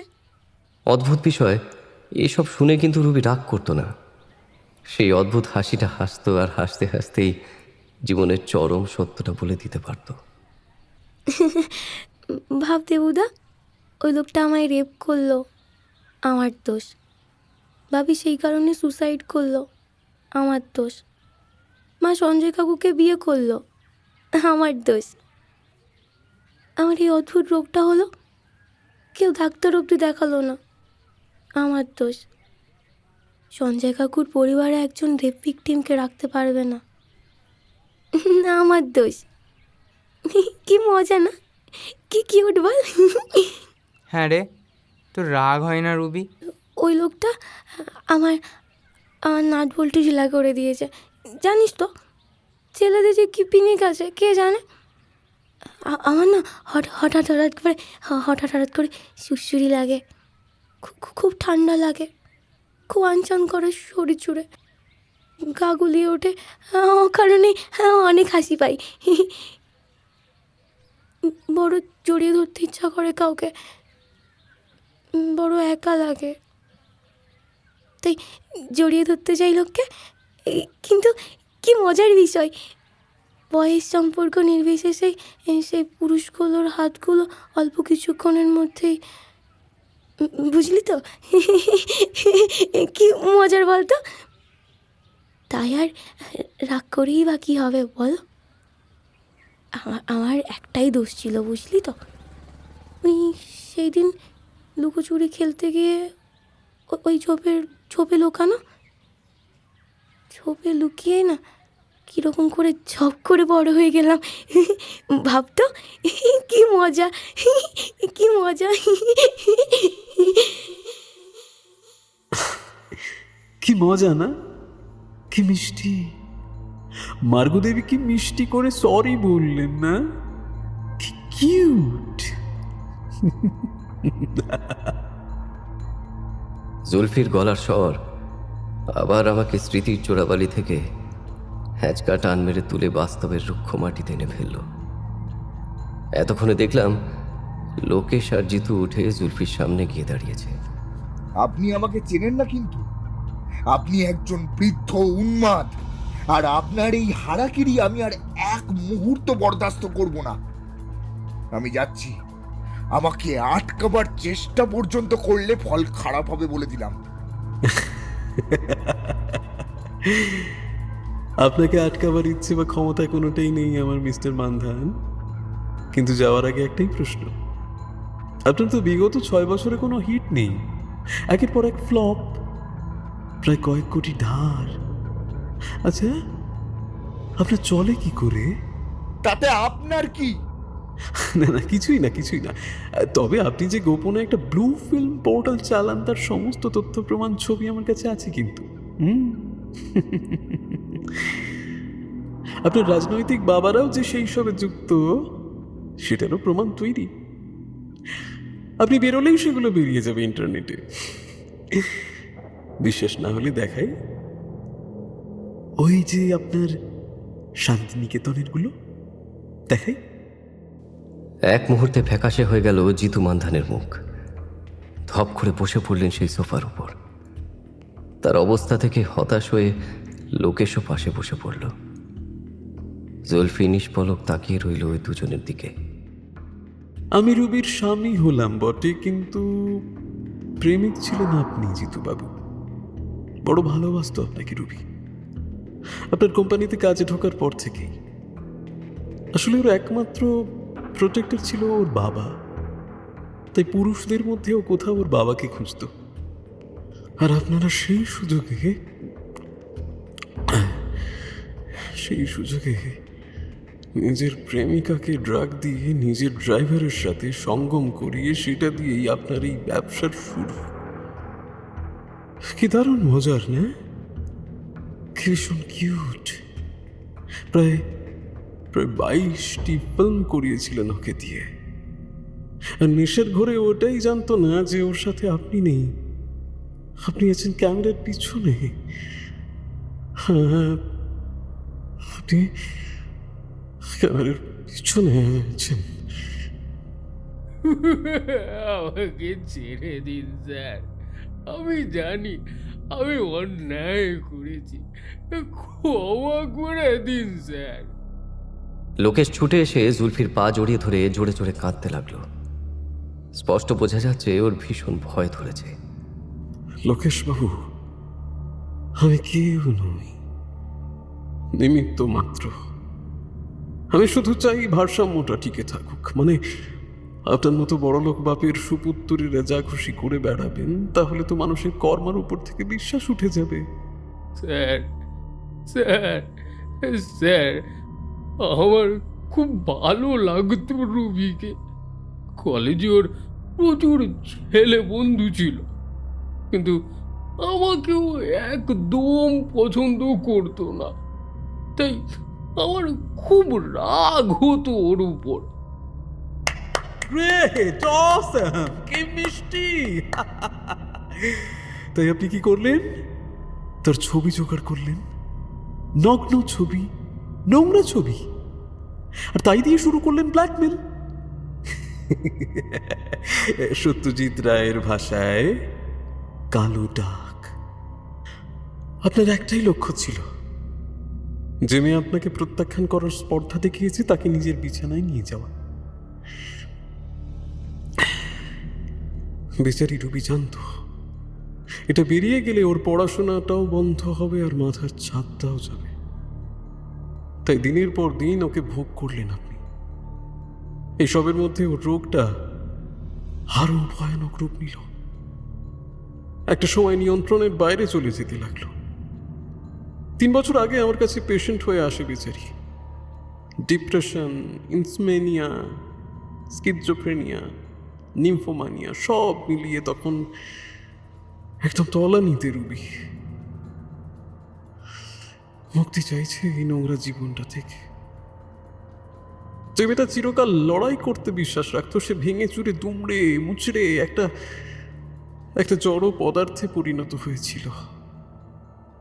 সেই সূত্রেই আলাপ আর বিয়ে আমাদের।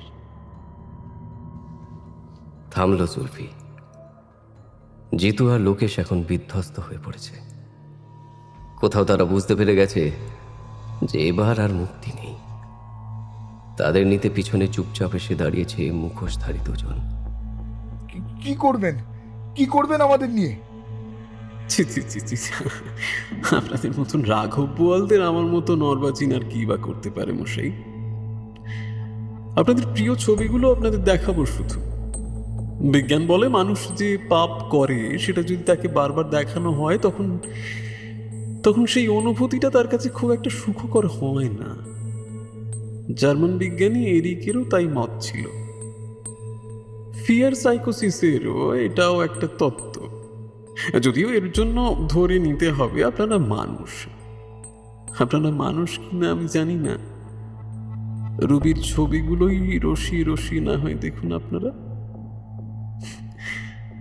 কথা দিচ্ছি আপনাদের কেউ ছুঁয়েও দেখবে না। জিতু আর লোকেশকে নিয়ে বেরিয়ে গেল মুখোশধারী দুই রক্ষী। হল ঘরের সব আলো জ্বলে উঠল। ঘরে শুধু আমি আর জুলফি। জুলফির চোখে মুখে একটা ক্লান্ত পরিশ্রান্ত ভাব, চুলগুলো উস্কো খুস্কো, চোখে একটা অদ্ভুত শূন্যতা। হাঁটু মুড়ে মাটিতে বসে আছে সে।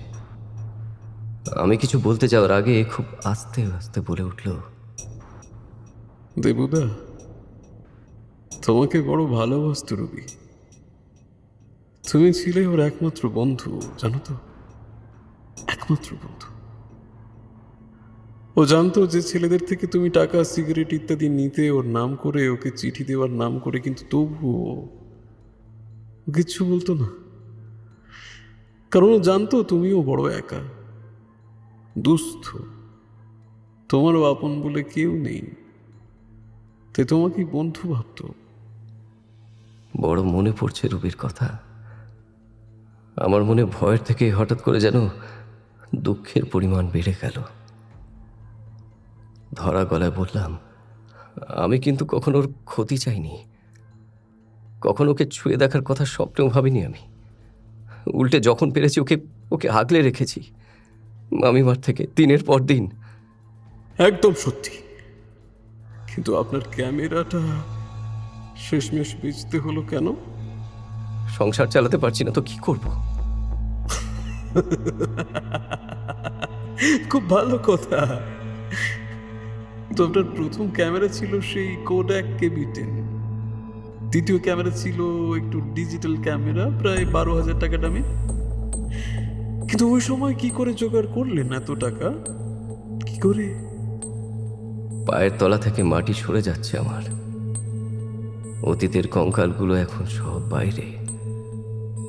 নিয়তির থেকে পালানো যায় কি? মামা উপহার দিয়েছিলেন। মামা? সেই মামা যিনি আপনাকে উঠোনে দাঁড় করিয়ে জুতো পেটা করেছিলেন, তিনি আপনাকে উপহার দিলেন? তাও তো দামি। কি মজা না? মনে পড়ে গেল একটা বৃষ্টি ভেজা সেপ্টেম্বরের সন্ধ্যার কথা।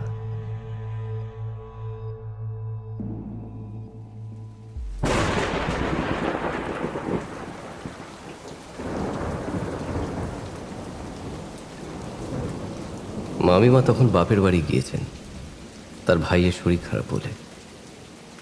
হালকা ঠান্ডা পড়েছে তখন। পুজোর মাত্র আর 2 সপ্তাহ বাকি। পাড়ার মাঠে প্যান্ডেল বাঁধা হচ্ছে। সন্ধে 7টার খবর দেখে আজ আর সিরিয়াল দেখলেন না মামা। পেঁয়াজ লঙ্কা তেল দিয়ে মুড়ি মাখা খেয়ে নিজের ঘরে চলে গেলেন। আমি পাড়ার রকে আড্ডা সেরে ঘরে এসেছি সবে। টিভি দেখতে গিয়ে মামাকে না দেখে আশ্চর্য লাগলো।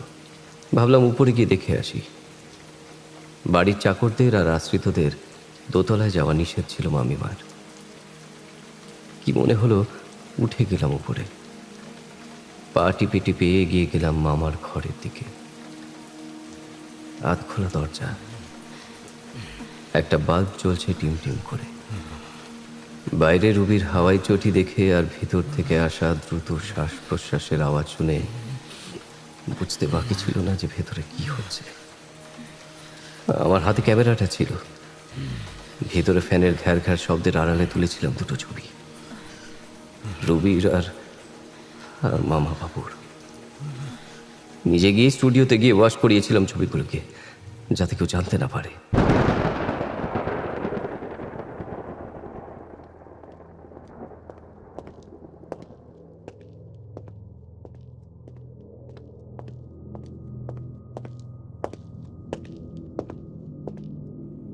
তুমিও দেবুদা? আমি কাউকে ব্ল্যাকমেল করতে চাইনি, কিন্তু যখন দেখলাম আমাকে জুতো পেটা করে রুবিকে ঘরে নিয়ে গিয়ে আদর করা হলো, আমি তখন পাগল হয়ে গেছিলাম। সোজা গিয়ে বলেছিলাম আমাকে হয় টাকা দাও, না হলে ছবিটা মামিমাকে দেখিয়ে দেবো। কি মজা, কি কিউট! এই অবধি ঠিক ছিল, কিন্তু কায়দা করে ঠিক লোকেশের ব্যাগে ছবিগুলো দেওয়ার কি মানে শুনি? মানে রুবির উপর এটাই প্রতিশোধ ছিল তার মানে? কি ভয়ানক ঈর্ষা! হ্যাঁ দেবুদা, রুবি কিন্তু সত্যি বিশ্বাস করতো তোমাকে, আর তোমার মামার অত্যাচার সহ্য করে ও কি খুব সুখী ছিল তোমার মনে হয়, যে ওকে হিংসা করতে ছাড়লে না তুমি? বাকি সবাই জানো আর জানি, কিন্তু তোমাকে কিন্তু রুবি মানুষ ভাবতো, বন্ধু ভাবতো। নিজের অজান্তেই এক ফোঁটা চোখের জল পড়ে গেল আমার চোখ থেকে। মনের ভিতর বিক্ষিপ্ত সৃষ্টির একটা ঝড় উঠল। অনেক ছেঁড়া ছেঁড়া ছবি উড়ে বেড়াচ্ছে, আমার, রুবির, মামার, পর্ণার, ঝিলিকের। ভাবনাগুলো ধীরে ধীরে থিতিয়ে যেতে থাকলো। হ্যাঁ, আমি অপরাধী। যে শাস্তি ও দেবে তা আমাকে পেতেই হবে। যা করবেন করুন, আমি তৈরি। শুধু একবার যদি রুবির সাথে দেখা করিয়ে দেন আমার, আমি একটিবার ক্ষমা চাইব ওর থেকে।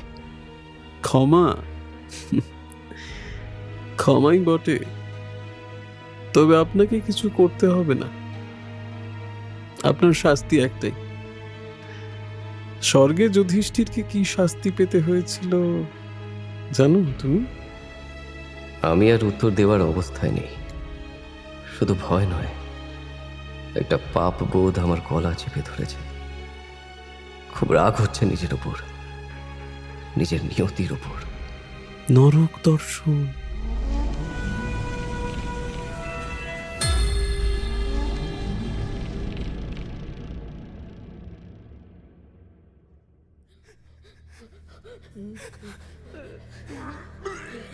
একটা কাঁচের ঘরের এক কোনায় বসে আছে লোকেশ। মেঝের ওপর উপর হয়ে শুয়ে পড়েছে জিতু মান্ধার। লোকেশ অনেকটা বাচ্চাদের মতো চিৎকার করে কেঁদে চলেছে অনর্গল। পাশেই বমি করছে জিতু। তার দামি শার্ট অনেকটা মাখামাখি হয়ে গেছে। মাঝে মাঝে উঠে বসে দেওয়ালে মাথা ঠুকছে জিতু, আর তারপর অদ্ভুতভাবে কান ঢাকছে। বুঝতেই পারলাম এই কাঁচের চেম্বারটা শীততাপ নিয়ন্ত্রিত। ভিতরে দেওয়ালের এলইডি স্ক্রিনে এক নাগারে দেখানো হচ্ছে জিতুর বানানো পর্নোগ্রাফি। তাতে রুবি রয়েছে। ভিতরের কোন আওয়াজের থেকে বাঁচতে ওরা কান ঢাকছে আন্দাজ করতে কষ্ট হলো না আমার। দৃশ্যটা দেখে ভিতর থেকে গা গুলে উঠছে আমার, বমি পাচ্ছে, কিন্তু কিছুই বলতে পারছি না। ভগবান ভাঙ্গি আর মার্গোর অবস্থার সম্বন্ধে তো আগেই বলেছি। জানি এগুলো কোনোদিন ভুলতে পারবো না আমি।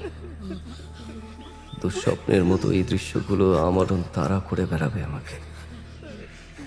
আমার পাশে দিবাকর ও জুলফি। আমাকে একটা ক্যামেরা দেওয়া হয়েছে, আর আমার শাস্তি হলো এই চারজনের দুর্দশা ক্যামেরা বন্দি করা। সত্যি সত্যি এটা নরক দর্শনের থেকে কিছুই কম না। প্রতিটা ক্লিকের সাথে যেন আমার মাথায় চেপে যাচ্ছে এই নারকীয় ছবিগুলো। কোনোদিন আমার পিছু ছাড়বে না এরা। ধীরে ধীরে একটা ঘোরের মধ্যে ডুবে যাচ্ছি আমি।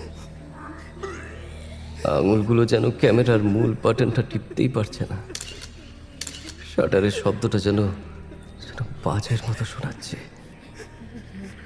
শেষ ছবিটা তুলে মাথা ঘুরে মাটিতে পড়েই যাচ্ছিলাম, কিন্তু আমাকে ধরে ফেলল দিবাকর।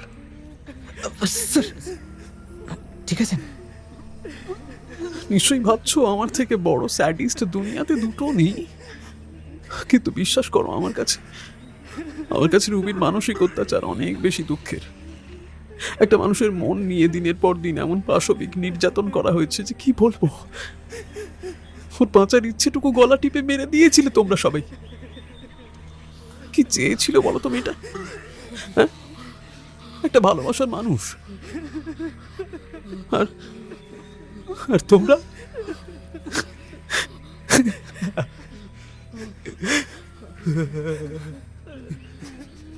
মুখ নামিয়ে কান্নায় ভেঙে পড়ল জুলফি। দিবাকর ওকে ধরে পাশের ঘরে নিয়ে গেল। এই প্রথমবার বড় অসহায় লাগছিল জুলফিকে দেখে। আমি কোনো মতে টলতে টলতে ওদের পিছনে পিছনে গেলাম। একটা চেয়ারে উদাস মুখে জুলফি বসে আছে। দিবাকর আমার কানের কাছে এসে ফিসফিস করে বলল, আপনার মামাবাবু কাল কিছুক্ষণ আগে হাসপাতালে ভর্তি হয়েছেন। একটা সিরিয়াস স্ট্রোক হয়েছে ওনার। মামিও শয্যাশায়ী। আসলে ছবিগুলো জাস্ট নিতে পারেননি ওনারা। মানে ওরা তো ভাবলো আমি ছবিগুলো। যান, আপনারা যে যার ঘরে গিয়ে বিশ্রাম নিন। ঠিক রাত 12টায় কেক কাটা হবে। পারলে আমাকে এবং নিজেদের ক্ষমা করবেন, কারণ সেটা না করতে পারলে জীবন অসহ্য হয়ে যাবে। ধীর পায়ে হেঁটে চলে গেল জুলফি। এক মুখোশধারী আমাকে ঘরে নিয়ে গেল।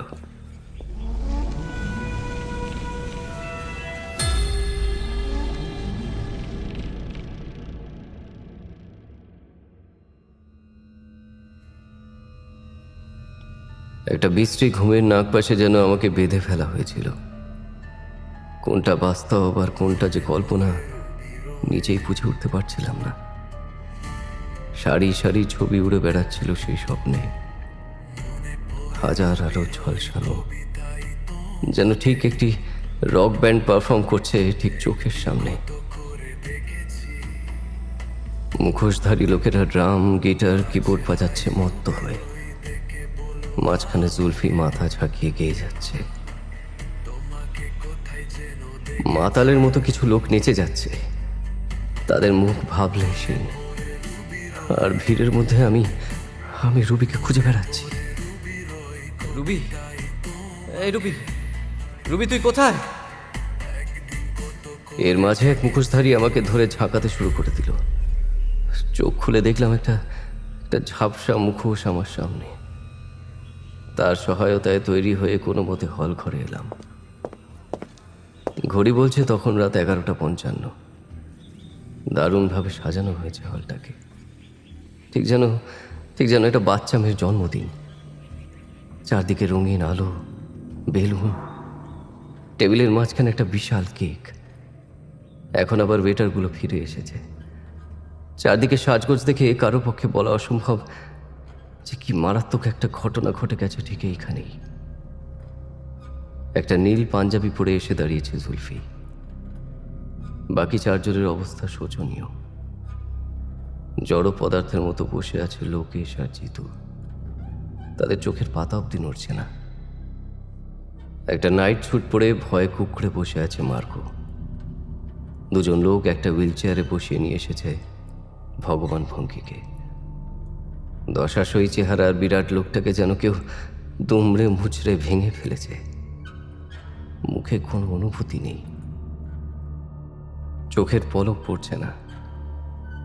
আমরা সবাই একে অপরকে দেখে যেন আরো বেশি ভয় পেয়ে গেলাম। আমি ছাড়া কেউ জানে না বাকিদের কি হয়েছিল, কাজেই ভয়টা এখন চিরসঙ্গী। সামনে টেবিলে রকমারি খাবার সাজানো, মাঝে একটা বিরাট কেক, কিন্তু আর কিছু খাওয়ার মতো অবস্থা আমাদের কারণ নেই। আজ কেন? আর কোনোদিনই আমরা ঠিক করে কিছু খেতে পারবো না হয়তো। আমাকে ক্ষমা করবেন, একজন হোস্ট হয়ে অতিথিদের সাথে এরকম ব্যবহার করাটা এক প্রকার অসভ্যতা, কিন্তু একজন স্বামী হয়ে এটা জাস্টিফাইড। কারণ আপনারা যে অপরাধ করেছিলেন তার জন্য শারীরিক শাস্তি যথেষ্ট ছিল না। মানুষের মন একটা অত্যন্ত জটিল সমীকরণ, আবার সংবেদনশীল বটে। আপনাদের কল্যাণে রুবির যে মানসিক দশা হয়েছিল তা বলে বোঝানো যাবে না। যৌনাচার না করলে ওর শরীরে নানা প্রতিক্রিয়া দেখা দিতে থাকে। এর মধ্যে সব থেকে মারাত্মক ছিল আরো যৌনাচারের ইচ্ছে। আমি বুঝেছিলাম ওকে সুস্থ করতে গেলে ওকে যৌনাচার করতে দিতে হবে, কিন্তু সেটা আমার পক্ষে সম্ভব ছিল না। সেটা করতে গেলে এই বয়সে নিজের স্ত্রীর ঘরে জিগালো পাঠাতে হতো আমাকে। শারীরিক যৌনতা না করলেও শরীর খারাপ হতো, আর করলে হতো ভয়ানক মানসিক বিষাদ। যে অনুভূতিগুলো আমাদের জীবনের সব থেকে স্বর্গীয় হয়ে ওঠে মস্তিষ্ক ও মনের সহযোগিতায়, সেই অনুভূতিগুলোই ওর কাছে নারকীয় হয়ে উঠেছিল মনের ও মাথার বিরোধে। শেষের দিকে নিজেকে ঘৃণা করত রুবি, মরে যেতে চাইতো, নিজেকে বোঝা মনে করতো আমার উপর। হাজার চেষ্টা করেও ওকে এটা বিশ্বাস করাতে পারিনি যে ও সেরে উঠতে পারে। একজন ডাক্তার হিসাবে, স্বামী হিসাবে আমি একজন ব্যর্থ মানুষ। যাকে ভালোবেসেছিলাম তাকেও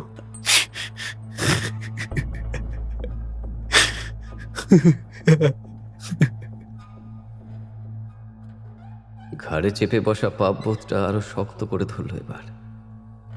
কাঁপা কাঁপা কণ্ঠে অনুরোধ করলাম জুলফিকে, একবার প্লিজ ডাকবেন রুবিকে। আজ থেকে ঠিক 20 দিন আগে রাতে রুবি আমার কাছে তার বার্থডে গিফট চায়। এই প্রথম মুখ ফুটে কিছু চাইল সে, আর আমি বুঝেছিলাম যে এটাই ও মন থেকে চায়। আমি বুকে পাথর রেখে ওকে একটা চুমু খেয়ে, Hey Ruby, where are you? Ruby, where are you? শান্ত হন মিস গোমস, শান্ত হন।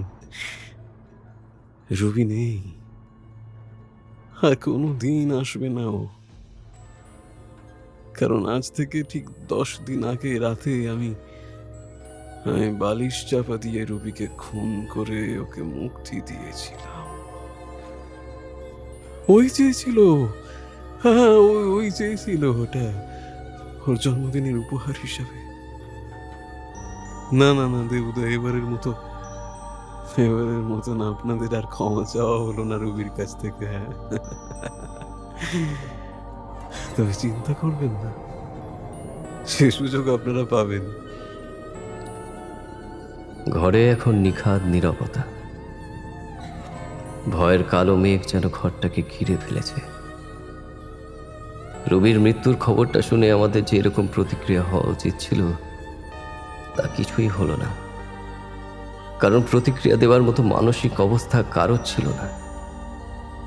মার্গো বিড়বিড় করে বলে চলেছে, No, shit.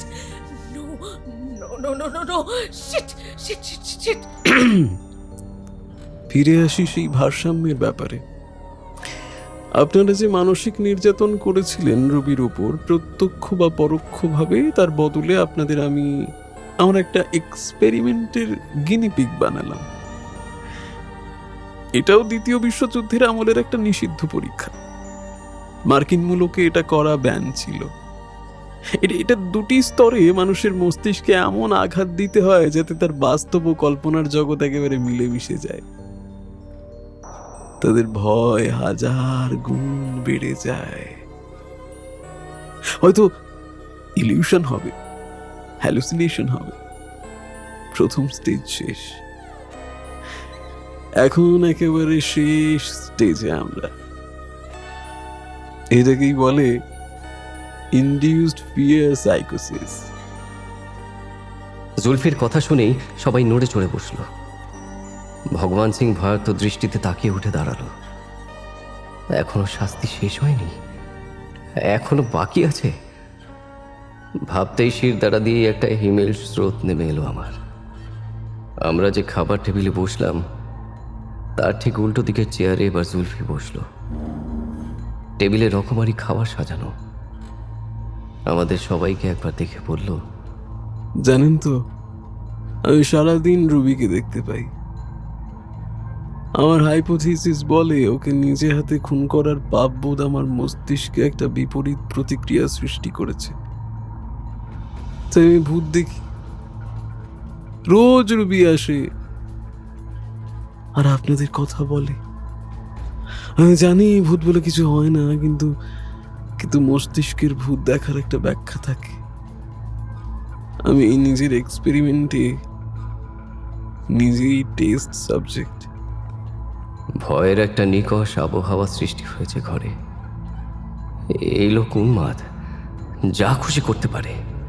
তবে যদি আমার হাইপোথিসিস ঠিক হয়, এই একই পাপবোধ থেকে আগামী দিনে আপনারাও রুবিকে দেখবেন। রুবি রায়কে মনে পড়বে। কেন আমি একা সহ্য করবো এসব? আপনাদের সাথে তাই আমি রুবিকে ভাগ করে নিতে চাই। ক্ষমা করবেন আমায় কারণ এরপর থেকে আর আপনাদের জীবন একরকম থাকবে না, একেবারেই থাকবে না। সাথে সাথে একজন ওয়েটার একটা লম্বা ঢাকা সার্ভিং বোল নিয়ে পাশে এসে দাঁড়ালো। অনেকটা ইস্টারের সময় টার্কি ঢেকে রাখা যেভাবে হয় সেভাবেই। চাপা কণ্ঠে জুলফি বলল, ওর শরীরটা ঠিক কতটা প্রিয় ছিল আপনাদের সেটা তো আজকে লাঞ্চেই দেখলাম। একেবারে চেটে পুটে সাফ করে দিলেন। সার্থক আমার রান্না করা। যেটাকে দুপুরে মাটন বলে গোগ্রাসে গিললেন না আপনারা, ভূয়সী প্রশংসা করলেন কুকের।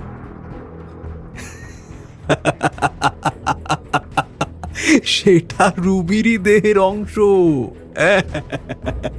কি সুস্বাদু বলুন।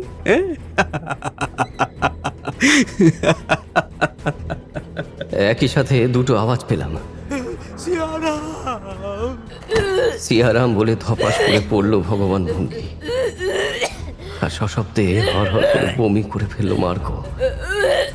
ভয়ানক গা গুলে উঠলো আমার, গলা একেবারে শুকিয়ে কাঠ। বমি না এসে গলা চিরে গেল আমার। কিন্তু না, জুলফির আরো পরীক্ষা বাকি আছে। লেডিজ এন্ড জেন্টলম্যান, আমার সুন্দরী স্ত্রী রুবি রায়কে জানান শুভ জন্মদিন। বলেই এক ঝটকায় সে পাশের প্লেটের ঢাকনা তুলে দিল। তারপর যেটা দেখলাম, তারপর থেকে সত্যি আমার কল্পনা আর বাস্তবের মাঝের দেওয়ালটা চিরতরে ভেঙে গেল। আতঙ্কের পরিসীমা মাপার ক্ষমতাটাও লোপ পেয়েছে আমার। প্লেটের উপর রাখা রয়েছে রুবির কাটা মুন্ডুটা, গলা থেকে কাটা, কিন্তু সম্পূর্ণ মেকআপ করা। মাথায় টিকলি, নাকে নোলক, চোখে সেই অদ্ভুত চাহনি। আমি বুঝতে পারছি আমার ঝাপসা হয়ে যাচ্ছে চারিদিক। বুকের ভিতরটা কেউ হাতুড়ি মারছে। চোখ বন্ধ হয়ে জ্ঞান হারানোর ঠিক আগে একবার রুবির মুখটা দেখতে পেলাম। আর প্লেটের কাটা মুন্ডুটা যেন বলছে আমায়, তুমিও দেহুদা পারলে। চারিদিক সম্পূর্ণ অন্ধকারে নিমজ্জিত হওয়ার আগে শেষবারের মতো জুলফির গলা কানে এলো। এবার থেকে রুবি আপনাদের সারাক্ষণ ওকে দেখতে পাবেন আপনারা। যত খুশি ক্ষমা চেয়ে নেবেন তখন।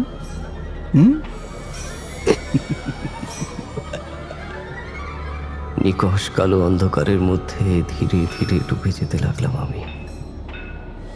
সত্যি, নিয়তির হাত থেকে কি আর পালিয়ে বাঁচা যায়?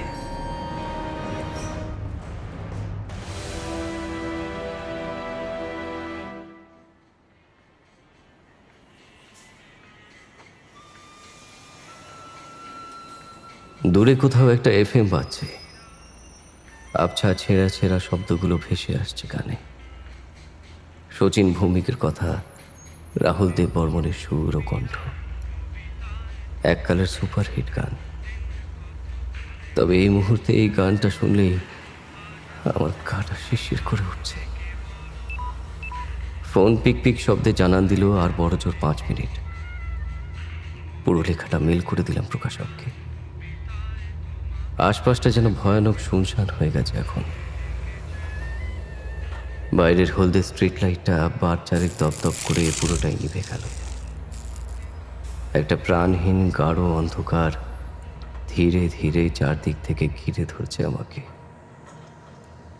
ও আসছে। জানি আমার আশেপাশেই আছে ও। আমার শরীরের ভিতরে আছে ওর দেহের অংশ বিশেষ। নিজেকে অনেকবার বুঝেছি যে রুবি রায় মিথ্যে, আরও কোনোদিন ফিরে আসতে পারবে না। জুলফি আমাদের ব্রেনের সাথে এক নোংরা রসিকতা করেছে। ঠিক যে রোগটা রুবির ছিল, ও সেটাই আমাদেরও দিয়েছে। মন, মস্তিষ্ক আর ইন্দ্রিয়গুলো একে অপরের সহযোগিতা করার জায়গায় একে অপরকে বিভ্রান্ত করছে। ইনডিউসড ফিয়ার সাইকোসিস বা কৃত্রিম উপায়ে মানুষের মস্তিষ্কে ভয়ের বীজ রোপণ করা, সেটাই হয়েছে আমাদের সাথে। এই অনুভূতি যে কি ভয়ানক, কতটা অস্বস্তিকর, সেটা লিখে বোঝানো যায় না। বিগত 3 দিন রোজ লড়াই করেছি আর বুঝেছি এইভাবে আর বেঁচে থাকতে পারবো না। 23 বছর আগের পাপ ঠিক তাড়া করে শেষমেশ আমাকে ধরেই নিল। আমার ঠিক সামনে সিটেও বসে আছে, একটা ফুল স্কার্ট পরে পা দোলাচ্ছে, হাতে আচারের শিশি, সেই আগে রুবি। শুধু ওর গলার কাছ থেকে ওর মাথাটা কাটা, সেই মাথাটা ওর হাতে। আমার দিকে কুতকুতে চোখে তাকিয়ে প্রায় জান্তব স্বরেও বলছে,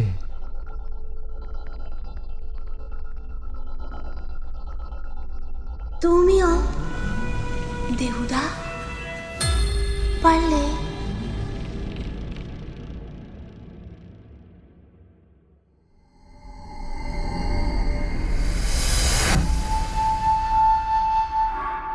শেষ হলো আমাদের আজকের গল্প মনে পড়ে রুবি রায়।